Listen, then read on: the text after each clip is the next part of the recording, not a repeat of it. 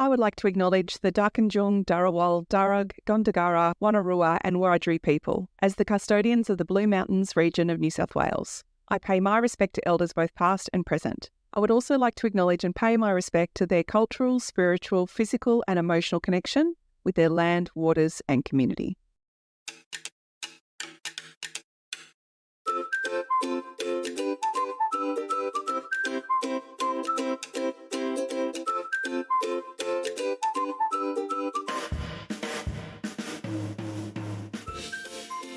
Welcome to Weekend Birder. I'm Kirsty Costa, and welcome to one of the most requested topics in Weekend Birder history, the weird and wonderful world of bird mimicry. Heaps of listeners sent me a message after Dr. Vicky Austin shared her smarts in episode 82. This includes Adam R, Arjun V, Brianna R, Brittany V, Kath T, Charlotte H, Jessie R, Jessa N, Kabir S, Leona T, Margaret R, Molly J, Otto F, Renee F, Rick T, Sammy E, Tom F, and Zooey W. Thank you so much for getting in touch. I've invited Vicky back on the pod to answer all of your questions. But before we get into it, here's what Vicky's been up to since we last heard from her. Since I was last on the show, changed jobs again, which seems to be the way in academia. You jump around a little bit. And at the moment, I'm working at Charles Sturt University with Dave Watson, his lab there. And I'm really excited because I'm doing something a bit different that I haven't really done before. And I'm working with a team of scientists using AI, and we're developing a detector, essentially, that is going to be able to accurately detect woodland bird species on the east coast of Australia. And so it's really cool for me for lots of reasons. The first being it's kind of a step into kind of a bigger picture questions. Historically, I've been really focused on individual animals and their behaviour, vocalisations within that context. And so this is kind of bigger picture that has really cool implications for conservation for this species. So I'm really excited from that perspective. And also from a vocalisation perspective, 130 bird species and their vocalisations and like knowing what they are. And it's just, I'm not going to lie, I was so nervous when I started. I was like, I have skills in being able to, identify sounds and things, but like, I don't know all these bird calls, what have I got myself into were kind of my first thoughts. But it's amazing just being able to listen to recordings from different places in Australia and to be excited about what I do know and then be excited about what I don't know. So every day has been really, really cool from that perspective. So I'm very much the biology end, the bird end. I'm the identifier and, identifies the species and helps to build the model. But I'm also working with an incredible postdoc who is responsible more for the coding and the AI end of things. And it's been really cool to see how these AI platforms work, like BirdNet, for example, and getting a better understanding of how they work and how they identify vocalizations. And in turn, having been someone who is, again, a little bit nervous about the use of AI, it's really, really cool to see it in action and being used in a way that is going to promote conservation of Australian bird species. So yeah, it's a different path for me at the moment, and I'm loving it. And it's really cool working with such a diverse team. I've learned so much in the past few months. It's just, it's blowing my mind. Vicky has spent her career researching bird vocalisations. And as I mentioned before, she's here to answer your questions about bird mimicry. Let's start with a question from listener Kath. She wants to know, why do Australian birds mimic other sounds? This is a great question. And it's great because there's no one answer. There's quite a few, but they kind of all fall under this idea of functional mimicry. You might hear a bird mimic and think it's a pretty sound, but usually there's a reason that these birds are mimicking. And so there's different categories even within that. So I'll use the famous Superb Lyrebird as a great example. Generally speaking, we have this amazing vocal mimic that has an amazing repertoire, can mimic pretty much anything. Male lyrebirds, we view that through the view of what we call sexual selection acting on males. So generally speaking, male birds will produce vocalizations that are attractive to females. Females will assess those vocalizations and use it to assess the quality of a male and decide whether they're going to mate with him or not. And so vocal mimicry is a beautiful way to enhance your repertoire. So you might be able to increase the size of your repertoire to show to a female how beautiful you are. You might be able to mimic some really complex vocalizations to show your range and abilities, or you might be able to converge on the vocalizations that your neighbors are using and show that you can do it better than your neighbors. And so in that context of a male mimic using mimicry, it's often to attract females and to show to other females how beautiful you are, or to other males how great you are and stay away. Really, you can't compete with me. So that's one function. And again, that's a function, right? Because you're displaying how good you are and you're trying to attract mates. But mimicry can be used in a myriad of other ways as well by birds. And that is really context dependent and species dependent. And there are some really fascinating hypotheses that there's a little bit of evidence for and some that there's not much. So this is a really evolving space that is really exciting for researchers, or if you want to get into research, please look at this because there's just so much to be done. But other examples of functional mimicry, a really great one is this idea of deception. A really great example I think of is the fork-tailed drongo. This is a non-Australian species. I'm referring to one in Africa. They mimic sounds of alarm calls of species in the area, watching mammals on the ground. And what they do is when they mimic those alarm calls, the animals on the ground scatter, and then these birds swoop down and they steal the food that these animals were eating. It's called kleptoparasitism, where you basically steal the food of another animal. And so they use vocal mimicry to be able to do that, which is a really great way of enhancing your diet by using mimicry. And then there are examples of birds using mimicry to deter predators. So female lyrebirds, which was the topic of my PhD, use mimicry in and around the nest to ward off predators. But we also have examples in other species, like burrowing owl nestlings, for example, seem to have a vocalization that resembles that of a rattlesnake. And so when, something approaches their burrow, they do this vocalization that sounds like a snake, and it's thought to deter predators. So a really, really good way to help you stay alive, potentially. And then off the back of that, there are different strategies within that too. So we have vocal mimics that are trying to deceive and sound like something else to scare away a predator. But then there's also the hypothesis that maybe vocal mimics are trying to recruit onlookers to a situation that is dire for them.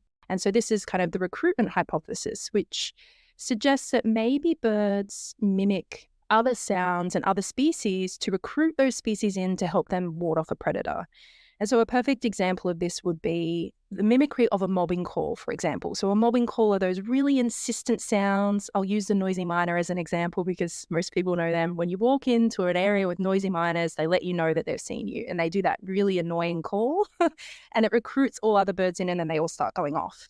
And if a vocal mimic is able to recruit other birds in an area and multiple different birds into mobbing away a predator, that may benefit them in some way. I was very fortunate actually in the field to witness this with a female lyrebird. I happened to walk up to her nest. I was a good distance away and I saw a currawong at her nest, and she saw the currawong about the same time I did, and she approached it, and instead of mimicking a whole bunch of different sounds, she used one call, and it was the mobbing call of a bell miner. And she kept doing it. She didn't do any other sound. And then before I knew it, a whole flock of bell miners came in, and they chased away the currawong. And now it's a case of n equals 1, right? Like you can't then say, well, that's definitely how it works. Maybe I got lucky, maybe it was coincidence. But it does say to me that there is some kind of stock in these hypotheses, and it'd be really, really cool to see how many birds are successful in defending their nests or preventing predation by using these kinds of mimicry. What you can see there is that basically mimicry, vocal mimicry, functions to help the bird in some way.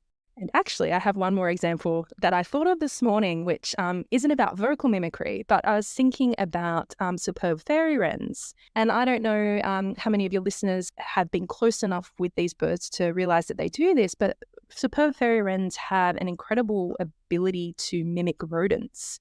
And so when you approach a nest of a superb fairy wren, if they're feeling particularly threatened, what they'll do is they'll jump off the nest and they'll do what's called a rodent run. And they run along the ground. They have their head and body elongated like a mouse. They look like a mouse, and their tail is stretched out. And then they run along the ground in a zigzaggy manner, just like a mouse would. I mean, that's mimicry. They're mimicking a rodent. And the idea there is that, well, you're trying to get the the predator away from your nest and to chase you, just like they would if a mouse was on the ground. And so for me, that's amazing because it shows that this mimicry isn't just about vocalizations. It can be about whole behaviors associated as well, which is really, really cool. Whoa, that's my new fun fact about superb fairy wrens. Thanks, Vicky. I'm going to look out for this behaviour when I'm next around them. Listener Adam is wondering if the other day he heard his local magpies mimicking the sound of rainbow lorikeets. He wants to know which Australian birds are standouts when it comes to mimicry. The thing I love about this question is that this is an emerging area. Vocal mimicry, I think historically, we love to use the term rare. It's rare, but it's actually relatively widespread amongst songbirds. Just under 50% of songbirds are estimated to be able to have vocal mimicry abilities of some kind. But the reality is we're still uncovering the number of birds and the types of birds that are capable of vocal mimicry. And so I'm at the point where I think we're really not going to discount too much because any bird around you maybe could be a vocal mimic and we just don't know. And so some standouts, obviously magpies are emerging as these incredible vocal mimics. I think there was a viral video of a magpie doing some siren sounds not too long ago, which I thought was amazing as well.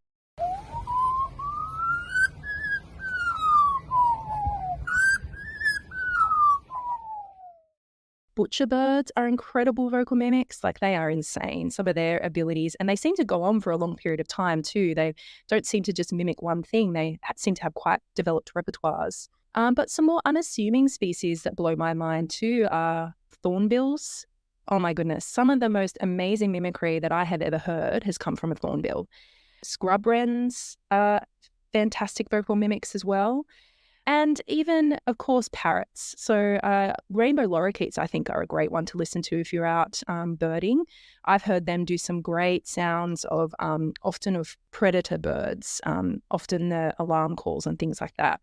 So really, I feel like mimicry is all around us, almost on a daily basis, and we're just not aware of it. And I think that one of the best ways to learn and to develop our understanding is to literally just sit and listen. And I say that because through experience, I think one of the most incredible moments I had listening to vocal mimicry was in the field.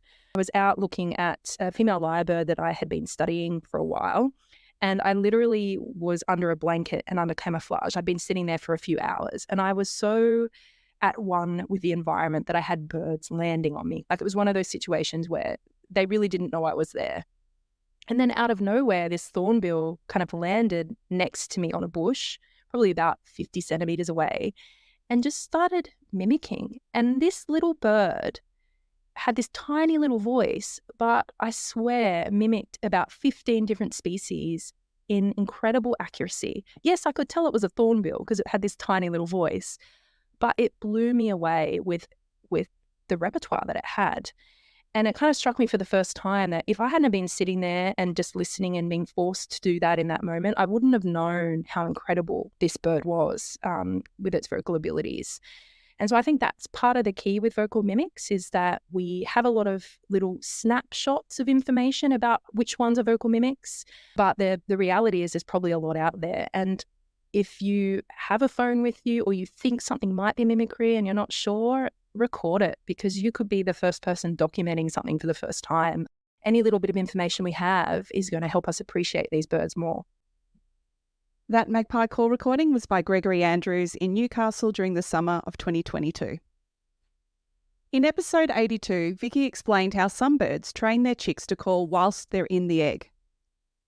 This captured the interest of Weekend Birder listener Tom, who wants to know, how do Australian birds learn to mimic different sounds? Oh, I'm loving this episode because they're all such great questions. I do feel like a lot of my answers are a little bit, we don't know, but I think that's cool. So I guess I'll start with the how. How vocal mimics learn. So there are two ways, essentially, and I don't think they're mutually exclusive. It's probably a little bit of both, and it's probably species dependent and context dependent, depending on the species you're dealing with. So absolutely, vocal mimics learn vocalizations from the sounds that are around them. And it can be obviously other birds in the environment is the most common one. So perhaps the environment that they're in has one species that they hear a lot of. Perhaps because they've heard it a lot, that is the reason that they mimic it. The environment that you're in, you have to hear those sounds, obviously, to be able to learn them. But then also, we know that they do learn from other conspecifics, so other birds within their species. And that makes perfect sense as well, because the way birds learn is by listening to what we call vocal tutors. So a vocal tutor is just another bird that is singing or producing vocalizations, and basically a baby bird or a young bird will listen to an adult, usually a conspecific, so a member of their own species. They'll listen to that sound and through a process of trial and error repeat it and eventually get it right. And I think in the case of vocal mimics, it's a mix between listening to what your parents or conspecifics are mimicking and listening to the environment as well.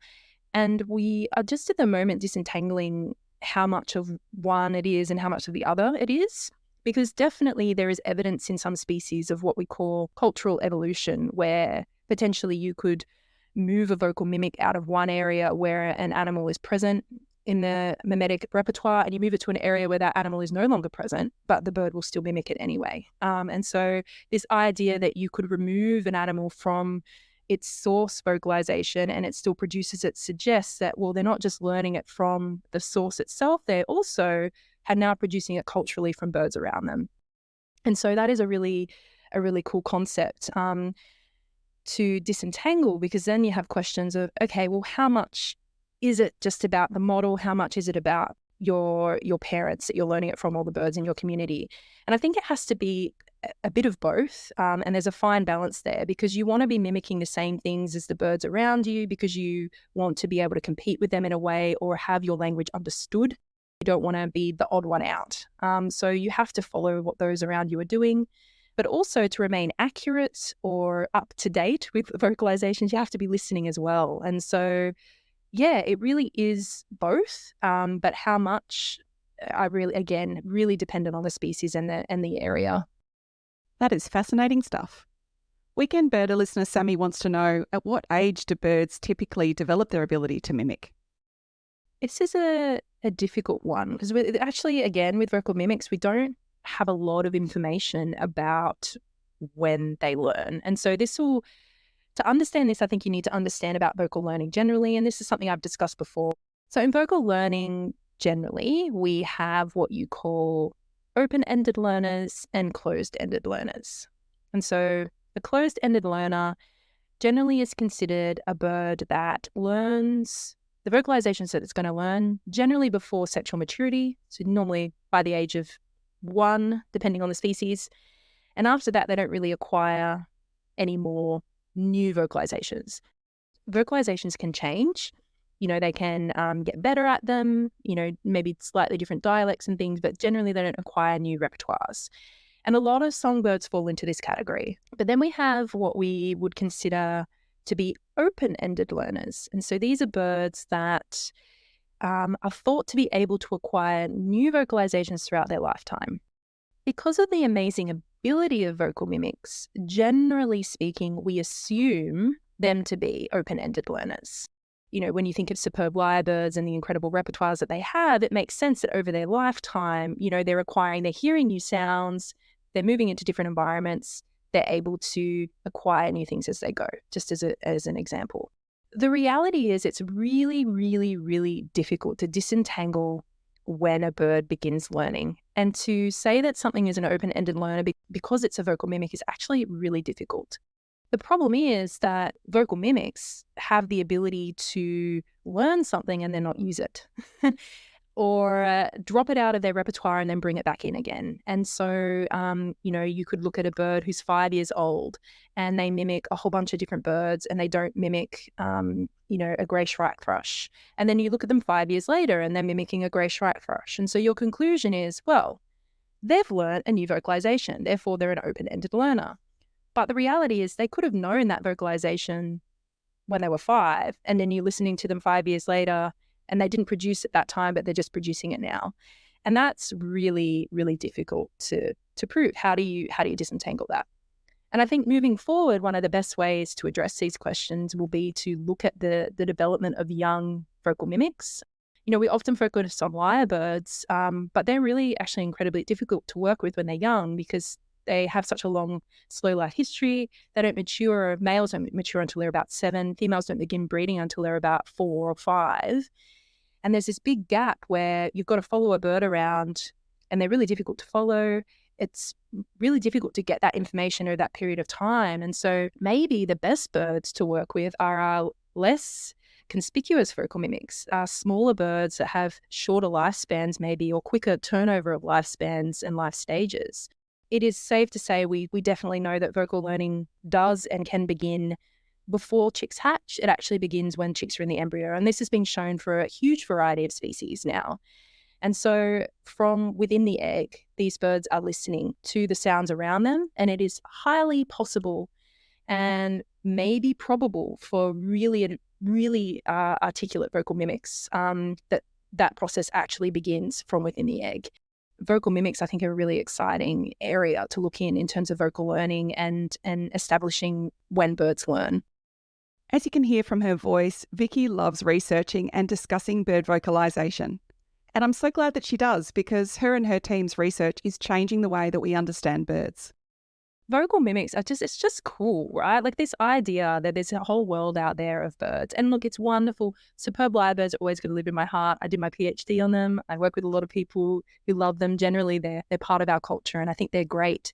But there are just so many birds around us that have capabilities that we're not even aware of. Bowerbirds, I don't think I mentioned, but of course, bowerbirds mimic a lot. There's the world around us is just full of incredible sounds. And I think too, just as a little exercise, if you go on to Xenocanto or Macaulay Library and you have a little look, there's evidence of mimicry there in species, and the difficulty with using those archives is that you've lost a bit of context. You can't definitively say that the recording is of, the bird that is there and it is mimicking, but I think there's enough evidence there across species of snippets of mimicry that suggest that, again, that it's more widespread. So look, I think I've been pushing a lot throughout this episode to get out and listen, but I really encourage it. And I hope that people take away that if you think you've maybe heard a bit of mimicry from a bird that you wouldn't expect it, that maybe you actually have.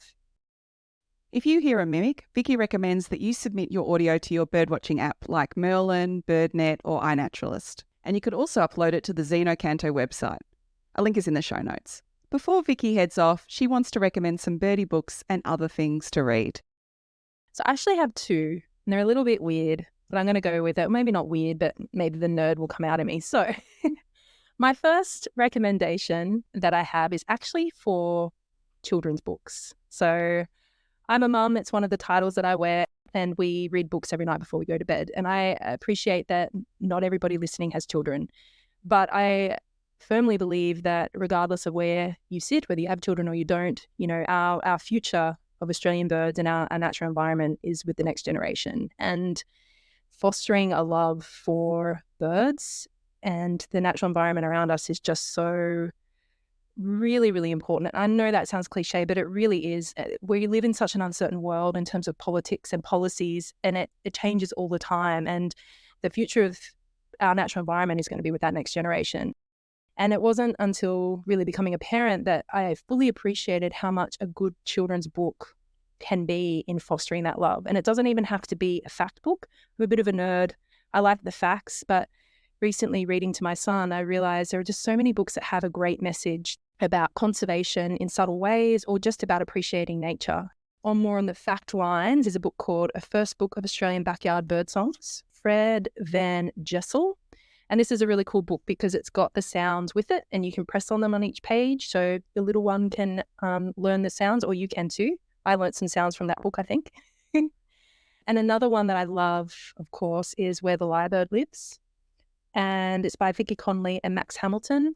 And it's beautiful because it's just visually lovely. It's just, it's educational in that it promotes how beautiful nature is, I would say.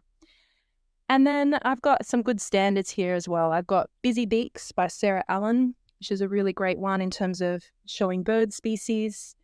And then one I picked up recently is called Bowerbird Blues by Aura Parker.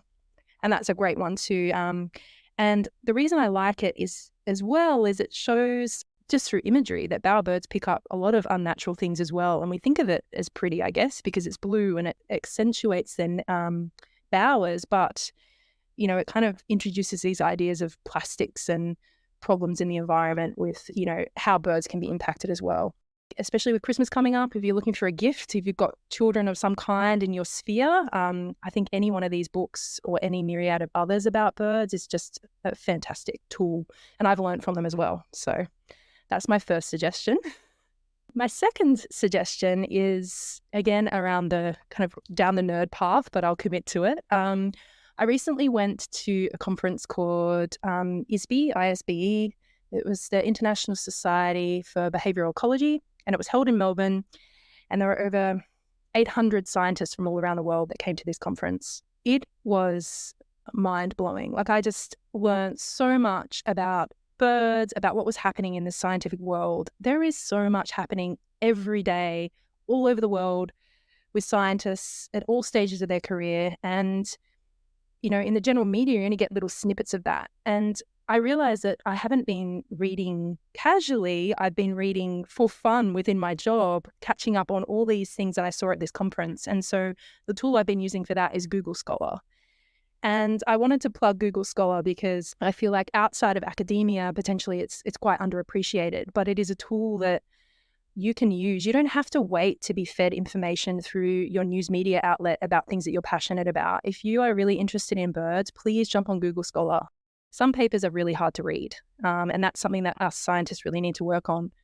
But some of them aren't. By sifting through, you're going to find authors that you find easy to read. And if accessibility is still a problem, if some of the jargon is still too much, if you're interested in the topic of the paper and you look up the authors, often they'll have a web page about their lab and they'll have summaries of the research that is in a more digestible and easy to understand manner. And I do this as well. You know, I'm not an expert in every topic, and there's nothing wrong with, you know, stepping back from that and then looking it up again separately. And so, yeah, Google Scholar, it's a way to be equitable among the masses. You have access to the same information that scientists do. And I think if you're really into birds, there's just so much research that's come out now that is just so exciting. Please jump on and type in terms that are of interest to you. And yeah, your mind will be blown, I think.